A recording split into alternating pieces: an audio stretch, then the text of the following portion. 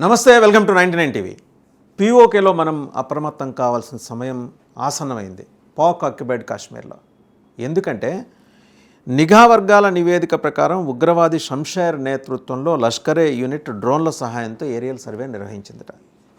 So డ్రోన్ల సహాయంతో survey చేశారు అంటే ఏ స్థాయిలో వాళ్ళు పెనట్రేట్ అయ్యి ఇక్కడికి వచ్చారు. ఇదొకటి. సరిహద్దుల్లో బలహీనంగా ఉన్న ప్రాంతాలను గుర్తించి మరి ఈ డ్రోన్ల సహాయంతో ఈ ఏరియల్ సర్వే చేసినట్టుగా తెలుస్తుంది. మరికొద్ది రోజుల్లోనే స్పెషల్ టీమ్స్ రాబోతున్నాయట. ఇది భద్రతా వర్గాలు చెబుతున్నాయి.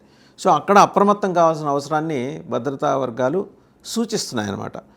పాక్ ఆక్రమిత కాశ్మీర్ వెంబడి ఇందాక అనుకున్న పీఓకే వెంబడి ఒక స్కెచ్ వేసుకున్నారు. ఏమని? దాంట్లో వాళ్ళు పాకిస్తాన్ మాజీ సైనికులు తోటి ఏర్పాటైన పాకిస్తాన్ బోర్డర్ యాక్షన్ టీమ్స్ అట ఇవి. వాళ్ళు టెర్రరిస్టులు కలిసి మళ్ళీ శిబిరాలను ఏర్పాటు చేసుకోవటం సరిహద్దులో దాడులకు సంకేతాలని చెప్పేసి భద్రతా వర్గాలకు అందిన సమాచారం. అక్టోబర్లో అంటే కింద నెలలో పీఓకేలోనే జరిగింది సమావేశం. జమాతే ఇస్లామీ అలాగే హిజ్బుల్ ముజాహిదీన్ ఐఎస్ఐ ఉన్నతాధికారులు కూడా పాల్గొన్న. న్యాచురల్ వాళ్ళకి, ఎందుకంటే టెర్రరిజం మీదే బతుకుతున్న దేశం అది, ఉగ్రవాదం మీద బతుకుతున్న దేశం. వాళ్ళకి అది తప్పితే ఇంకో ఉపాధి మార్గం లేదు. అలాంటి దేశానికి కూడా టెర్రరిస్టులు ముప్పు ఉందని మొన్న మధ్య వాళ్ళ రక్షణ మంత్రి చెప్పుకుంటూ వచ్చాడు. ఎక్కడట? ఆఫ్ఘనిస్తాన్ నుంచి ఉందిట, తాలిబాన్స్ నుంచి ముప్పు ఉందిట వాళ్ళ వల్ల. అలాగే మనం కనుక చూస్తే అవతల బలూచిస్తాన్ నుంచి కూడా బలూచి మిలిటెంట్స్ నుంచి, వాళ్ళ దృష్టిలో మిలిటెంట్స్ పాకిస్తాన్ సైన్యం, కానీ బలూచిస్తాన్ ఏంటంటే సాయుధ పోరాటం చేసే స్వతంత్ర పోరాట యోధులు, అది వాళ్ళ దృష్టిలో వాళ్ళ నుంచి ముప్పు ఉందని. అయినా సరే భారతదేశం వెంబడి సరిహద్దు వెంబడి ఏమైనా చేయడానికి పాకిస్తాన్ తెగబడుతోంది అనేది దీనికి నిదర్శనం. జమాతే ఇస్లామీ, హిజ్బుల్ ముజాహిదీన్, ఐఎస్ఐ పాల్గొన. ఐఎస్ఐ అంటే స్కెచ్ ఎగ్జిక్యూషన్ పార్ట్ చూస్తారు. సరే, మరి డైరెక్ట్ ఫీల్డ్లో దిగేదంటే వీళ్ళు ట్రైనింగ్ ఇచ్చి వీళ్ళని పంపిస్తారు. హిజ్బుల్ ముజాహిదీన్ వాళ్ళని, జైషే మహమ్మద్ వాళ్ళని పంపిస్తుంటారు. ఆపరేషన్ సింధూర్లో చెల్లాచెదరైన తమ నెట్వర్క్లను తిరిగి పునరుద్ధరించే ప్రయత్నాలు చేస్తున్నారు. భారత్లో భద్రతా బలగాలు ని ముందర టార్గెట్ చేసుకుంటున్నట్టుగా నిఘా వర్గాలకి అందిన సమాచారం. అయితే లష్కరే తోయిబా ఇప్పటికే వాళ్ళ టీమ్స్ ఇప్పటికే కాశ్మీర్ లోయలో తమకు సహకరించే వ్యక్తులు, వనరుల్ని గుర్తించే పనిలో ఉన్నట్టుగా చెప్తున్నారు. మరోవైపు జమ్మూ కాశ్మీర్లో ప్రస్తుతం ఆపరేషన్ శత్రు నడుస్తోంది. కిష్తీవాడ్ జిల్లాలో 3 ఉగ్రవాదులు దాక్కున్నట్టు సమాచారం అందుకున్న భద్రతా బలగాలు ఉగ్రవాదుల్ని చుట్టుముట్టాయి. ఈ క్రమంలో భారత సైనికులకి టెర్రరిస్టులకి మధ్య ఎదురుకాల్పులు చోటు చేసుకున్నాయి. భారత సైన్యంలోని వైట్ నైట్ కార్ప్స్, కాశ్మీర్ పోలీసుల సంయుక్త బృందాలు ఈ సెర్చ్ ఆపరేషన్ చేపట్టాయి.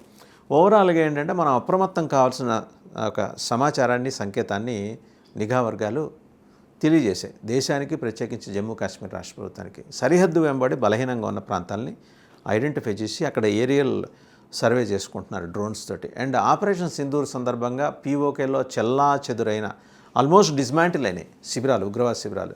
ఇప్పుడు వాటిని పునర్నిర్మించుకునే కార్యక్రమం. ఆ శిబిరాలు కూడా ఏది రాడార్కి అందకుండా ప్రత్యేక వ్యవస్థల ద్వారా నిర్మించుకోవడానికి చైనా నుంచి సహకారం తీసుకోవడం, ఇది మనకు తెలిసిందే. మరోపక్క బంగ్లాదేశ్లో ఒక పెద్ద ఎయిర్ బేస్ అండ్ ఎయిర్పోర్ట్ నిర్మించబోతున్నారు. అది పాకిస్తాన్ నిర్మిస్తోంది. సాంకేతిక సహకారం అండ్ సొమ్ములు చైనా అందిస్తోంది. అది మన నార్త్ ఈస్ట్ ఈశాన్య రాష్ట్రాల నుంచి చూస్తే కనుక అత్యంత దగ్గరగా ఒక 30 కిలోమీటర్స్ ఒక కారిడార్ ఉంది. ఆ కారిడార్కి 30 కిలోమీటర్స్ దూరంలో ఉంది. కూతవేటు దూరంలో ఉందన్నమాట. సో ఇవన్నీ కొంచెం మనం అప్రమత్తం కావాల్సిన సంకేతాలను సూచిస్తున్నాయని. అండ్ ఆ క్యాంపులోనే, ఆ అక్కడ పెద్ద ఎయిర్ బేస్లోనే ఒక ఇంటర్నేషనల్ గ్రీన్ఫీల్డ్ ఎయిర్పోర్ట్ ఒకప్పుడు అది బ్రిటిషర్స్ టైంలో అది ఎయిర్ స్ట్రిప్, దాన్ని రెండవ ప్రపంచ యుద్ధంలో వాడుకున్నారు. దాన్ని ఇప్పుడు పెద్ద ఎయిర్పోర్ట్గా డెవలప్ చేయడానికి అందించే వర్క్ చేసి దాన్ని తయారు చేసి ఎయిర్పోర్ట్ను రెడీ చేసేది పాకిస్తాన్ అయితే దానికి కావాల్సిన సొమ్ములు ఇచ్చేది చైనా. సో చుట్టుముట్టి మనకి ఇటు పాకిస్తాన్ తోటి, బంగ్లాదేశ్ తోటి ఉన్న ఈ ఇబ్బందుల దృష్ట్యా, ఈ భద్రతా కారణాల దృష్ట్యా మనం అప్రమత్తం కావాల్సిన అవసరాన్ని మరి ఇండికేట్ చేస్తున్నాయి. ఇంకొక విషయం ఇక్కడ గమనించాలి. ఎందుకంటే ఈ అణ్వస్త్ర పరీక్షలకు సంబంధించి ఈ మధ్య పాకిస్తాన్కి అమెరికన్ ప్రెసిడెంట్కి మధ్య వెర్బల్ డ్యూయల్ నడిచింది, మాటల యుద్ధం నడిచింది. ఆయన ఏంటి, పాకిస్తాన్ అణ్వస్త్ర పరీక్షలు చేస్తున్నట్టు మా దృష్టికి వచ్చింది, మేము కూడా చేస్తామనేది. వాస్తవంగా ఎంతో డైవర్షన్ కోసం అని అనుకునేవాళ్ళు లేకపోలేదు. డైవర్షన్ కూడా ఉండొచ్చు. అమెరికాలో ఇటీవల జరిగిన స్థానిక సంస్థల ఎన్నికలు, అలాగే గవర్నర్ ఎలక్షన్స్ వాటిలో చూసినా, న్యూయార్క్ మేయర్ ఎలక్షన్స్ చూసినా ట్రంప్కి ఎదురు దెబ్బ తగిలింది. సో ఏదో ఒక టాపిక్ ఆయన ఎత్తుకోవటం కోసం ఏమన్నారంటే, ఇలా Russia, China and north Korea కలిసి అణ్వస్త్ర పరీక్షలకి తెగబడుతున్నాయి, మేము కూడా వస్తాం, మా వెంబడి యూకే ఉంటుంది, ఫ్రాన్స్ ఉంటుంది అని. పాకిస్తాన్ అనివార్యంగా ఉంటుంది. సో మనం ఒక్కళ్ళమే ఉంటాం, భారత్ విడిగా ఉంటుంది. సో దీనికి సంబంధించి ఎలా ముందుకు పోవాలనేది ఒక కార్యాచరణ అయితే మనకు ఉండాలి. ఇది వ్యూహంలో భాగం కావచ్చు, డొనాల్డ్ ట్రంప్ చేసిన ప్రకటన, అలాగే వాస్తవం ఉండొచ్చు, లేకపోతే అర్ధ సత్యం మాత్రమే ఉండొచ్చు. అయినప్పటికీ కూడా అప్రమత్తం కావాల్సిన సంకేతాలు, ప్రత్యేకించి జమ్మూ కాశ్మీర్ ఆపరేషన్ సింధూర్ ఏప్రిల్ 22 వి లాస్ట్ అరౌండ్ 30 పీపుల్. దానికి ముందర ఏప్రిల్ 22న జరిగిన పహల్గామ్ దాడి తర్వాత ఆపరేషన్ సింధూర్ జరిగింది. ఆ పహల్గామ్ దాడిలో 26 నుంచి 28 మంది వరకు మనం మన సోదరులని కోల్పోయాం, భారతదేశ పౌరులను కోల్పోయాం. దానికి ప్రతిగా మనం ఆపరేషన్ సింధూర్ చేపట్టిన తర్వాత అక్కడ టెర్రరిస్ట్ క్యాంప్స్ అన్ని డిస్మాంటిల్ అయినాయి, ధ్వంసం అయిపోయినాయి. అండ్ పెద్ద పెద్ద టెర్రరిస్టుల కుటుంబాలు చిన్న, మసూద్ అజార్ ఆయన కుటుంబం మొత్తం కోల్పోతే పాకిస్తాన్ ప్రభుత్వం ఆయన్ని సాదరంగా ఆహ్వానించి చనిపోయిన మొత్తం 14 మందికి ఒక్కొక్కరికి ₹1,00,00,000 చొప్పున ఆయనకు అందజేసింది. అండ్ ఫండింగ్ మళ్ళీ యుఎస్ సపోర్టింగ్ ఏజెన్సీస్ నుంచి వాటి నుంచి వస్తుంది.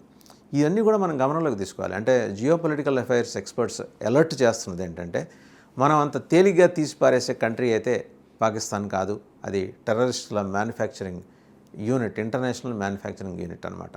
అంతర్జాతీయ ఉగ్రవాద తయారీ కేంద్రంగా పాకిస్తాన్ ఇప్పటికే ఎమర్జ్ అయిన దృష్ట్యా ఎవరికి వాళ్ళ అవసరం పడితే వాళ్ళకి డబ్బులు తీసుకొని మరీ సప్లై చేయగల సామర్థ్యాన్ని, దక్షతని, నైపుణ్యాన్ని పెంచుకున్న దృష్ట్యా మనం మరింత అప్రమత్తం కావాల్సిన అవసరాన్ని.